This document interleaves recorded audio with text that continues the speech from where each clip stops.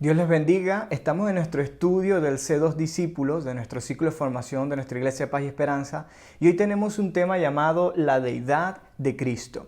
Y para entrar en este tema quiero que leamos una declaración. Vamos a leerla. Dice así: creemos que el Señor Jesucristo es el eterno Hijo de Dios, que se hizo hombre, nació por obra del Espíritu Santo, vivió una vida sin pecado, murió en nuestro lugar por los pecados de la humanidad, fue sepultado, resucitó corporalmente de la tumba, ascendió a los cielos y fue exaltado a la diestra de Dios.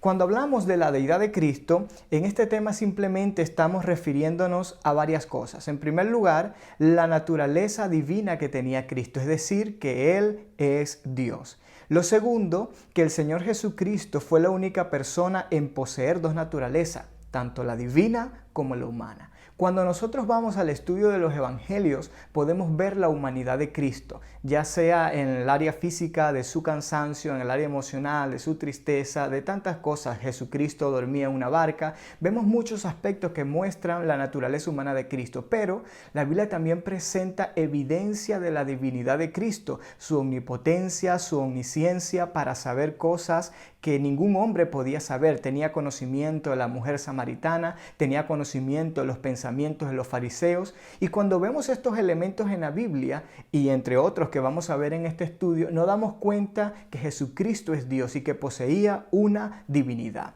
Pero vamos un poco más adelante. Cuando hablamos de los nombres del Señor Jesucristo, son una prueba irrefutable de su divinidad. Y uno de sus nombres es Señor. La palabra Señor viene del griego kurios. Y este kurios es una palabra que también se encuentra en el hebreo, que es la palabra Adonai, que significa Señor. Cuando pensamos en estas dos palabras, ¿cuál es su significado? Vemos que los judíos dejaron de usar el nombre Jehová, o mejor dicho, para no usar el nombre Jehová y no tomar el nombre de Dios en vano, ellos lo sustituyeron por la palabra Adonai, es decir, se referían al Señor Dios Todopoderoso como Adonai, como mi Señor. Y en el griego era kurios, que también significa Señor. Y esta palabra implica varios aspectos que quiero que lo tengas en cuenta. En primer lugar, Señor habla de soberanía, pero también Señor habla un término para referirse a Dios. Sí, la Biblia presenta varios significados para la palabra Señor, pero cuando es referida a Cristo, es referida en el carácter de Dios. Un ejemplo de ello lo podemos tener en Lucas 2:11, cuando los magos dicen que nacerá allí en esa ciudad el Cristo, el Señor, hablando del carácter que iba a tener el Mesías, en ese carácter divino del enviado de Dios, del Hijo de Dios. Además, podemos ver otros ejemplos en la Escritura, cómo los discípulos usaron la palabra Señor para referirse a Cristo, no como un amo, sino como el Dios Todopoderoso, el Salvador del universo. Pero hay otro nombre que podemos ver, que es el siguiente: es el Verbo de Dios. Y hay un pasaje que se encuentra en Juan capítulo 1, que es como el pasaje base en el cual podemos sustentar nuestra creencia en la divinidad, en la deidad de Cristo, que es Juan 1. Y Juan 1 dice así: vamos a ver con respecto a este nombre, el Verbo de Dios. En el principio era el Verbo, y el Verbo era con Dios, y el Verbo era Dios. Vamos a volverlo a leer. En el principio era el Verbo, y el Verbo era con Dios, y el Verbo era Dios. Cuando leemos a Juan en su libro, podemos ver que está refiriéndose a Cristo como el Verbo. Y el Verbo de Dios significa, bueno, en primer lugar, la palabra viva de Dios, la sabiduría eterna de Dios, como también el originador o creador y sustentador de todas las cosas, como lo vemos en Colosenses 1 del 15 al 17. Y dice que Cristo estuvo en el principio, pero también dice que Cristo, el Verbo, estaba con Dios. Hablando de la creación, nos recuerda un poco Génesis 1:2 del principio, pero también dice que el Verbo o Cristo era Dios. Cuando pensamos en la deidad de Cristo, quiero decirles que hay que tener cuidado con aquellos que niegan su divinidad, aquellos que niegan que Cristo es Dios. A lo mejor has escuchado a personas, a religiones que hablan de Cristo como un ser creado, un ser de segunda categoría, pero en la Biblia hay mucha evidencia que presenta a Cristo como Dios. Y una de ellas es acerca de este pasaje. Juan está diciendo simplemente este pasaje que el Verbo era Dios, es decir, que Cristo era Dios. Y las personas que quieren negar la divinidad de Cristo han agregado a este texto en sus traducciones lo siguiente: y el Verbo era un Dios. Un Dios, un artículo que tenemos allí indeterminado, un Dios.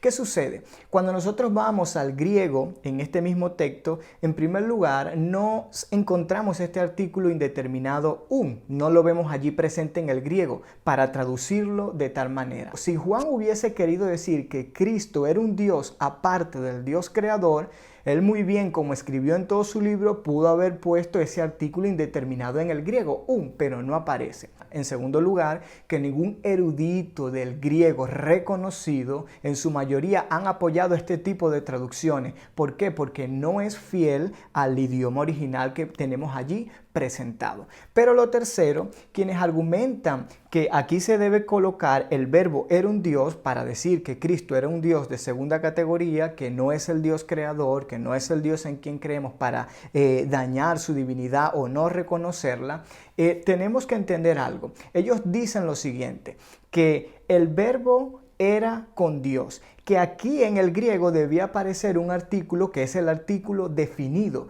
para decir que este Dios a quien se refiere aquí es el Dios Todopoderoso. Pero lo interesante de la palabra de Dios, que es su propio intérprete, nosotros podemos ver en los siguientes versículos como el 6, como el 12, como el 13, como el 18, que allí tampoco aparece este artículo definido que ellos dicen que debe estar. Más sin embargo, ellos traducen en el 6, en el 12, en el 13 y en el 8 que ese es el Dios creador y ese es el Dios Todopoderoso. Si esta misma regla para ellos aplica para el 6, el 12, el 13 y el 18, ¿por qué igual no traducen el capítulo 1 al decir que el verbo era Dios si tampoco tiene el artículo definido? Ahí podemos ver que al traducir la escritura no están guardando la fidelidad al idioma original y a su argumento que están presentando. Pero lo tercero es que Juan 20, 28, Tomás, cuando ve a Cristo resucitar, ¿cómo le dice? Le dice, Señor mío y Dios mío. Tomás está tocando las heridas del maestro. Tomás está allí cerca del maestro. Y cuando él ve eso para afirmar su fe, él le dice a Cristo, Señor mío y Dios mío. No fue que se lo dijo al aire, no fue que se lo dijo a otra persona. Está presente allí una relación entre Cristo y Tomás. Y en base a la declaración de Tomás, Jesucristo no le dice, no digas eso. Jesucristo recibe esa declaración de Tomás y luego él da otras palabras que vemos en el texto. Pero lo curioso es que en Juan 20, 28 sí aparece este artículo definido para darle énfasis a la expresión Dios mío, para referirse al Dios creador de los cielos y la tierra. Sin embargo, quienes han querido dañar la imagen y la deidad de Cristo dicen que aquí también se debe interpretar como un Dios, aún viendo en la escritura, en el griego, que aparece el sustento que ahí estamos hablando del Dios creador. Simplemente hay que tener cuidado porque hay personas que han traducido o se han basado según sus criterios, según su teología, pero no según la fidelidad a la palabra de Dios. Otro nombre que nosotros podemos ver lo encontramos en esta cita en Colosenses 1 del 15 al 17 y este es un pasaje que me gusta porque dice que Cristo es la imagen del Dios invisible y que dice que es el primogénito de la creación, que en Cristo fueron creadas todas las cosas y que todo fue creado por medio de Él y para Él. Léelo en tu casa, es un pasaje poderosísimo, muy bueno. Y cuando habla de que es el primogénito de la creación, algunos han querido decir o sustentar que Cristo fue un ser creado porque fue el primogénito. Pero cuando tú y yo vemos la palabra primogénito en toda la Biblia tiene diferentes significados. Por ejemplo, en el Salmo 89, el Señor le dice a David que él iba a ser el primogénito con respecto a su reinado que iba a tener David. Pero vemos que David no fue el primer rey, vemos que David no fue el primero, porque antes de David estuvo Saúl. Entonces, ¿qué quiere decir esto? Que la palabra primogénito no habla como el primero en ser creado, refiriéndose a Cristo, o como el primero en el reinado, refiriéndose a David, sino que la palabra primogénito habla de liderazgo, que sí se le daba a los primogénitos. La palabra primogénito habla de autoridad, habla de preeminencia, habla de un estatus mayor. Entonces, cuando el apóstol Pablo está escribiendo esta carta, está presentando a Cristo como el que tiene la preeminencia por encima de toda la creación. entendiendo el significado de la palabra primogénito en toda la escritura. Si te vas al griego y ves los significados que hay allí, puedes encontrar esta explicación. Pero lo otro es que cuando Pablo escribe esta carta, él está tratando también de refutar todas aquellas doctrinas que estaban dañando la imagen de Cristo como Dios. Y entonces es incongruente que Pablo vaya a escribir algo al decir que Cristo era creado cuando él también estaba queriendo refutar todas esas falsas doctrinas. Entonces, 1. El uso de la palabra primogénito. 2. El contexto histórico de la carta, presentando a Cristo como el que tiene la preeminencia como primogénito por encima de la creación. Y lo tercero es que todo vino a la existencia por Cristo. Y si todo ha venido a la existencia por Cristo es porque Cristo siempre ha existido. Como decía Juan, desde el principio el verbo estaba, el verbo era con Dios y el verbo era Dios. Entonces debemos ser diligentes al estudiar la palabra del Señor para no ser confundidos. Este estudio del C2 nos está ayudando a poder sustentar nuestra fe en las doctrinas que el Señor nos ha encomendado escudriñar.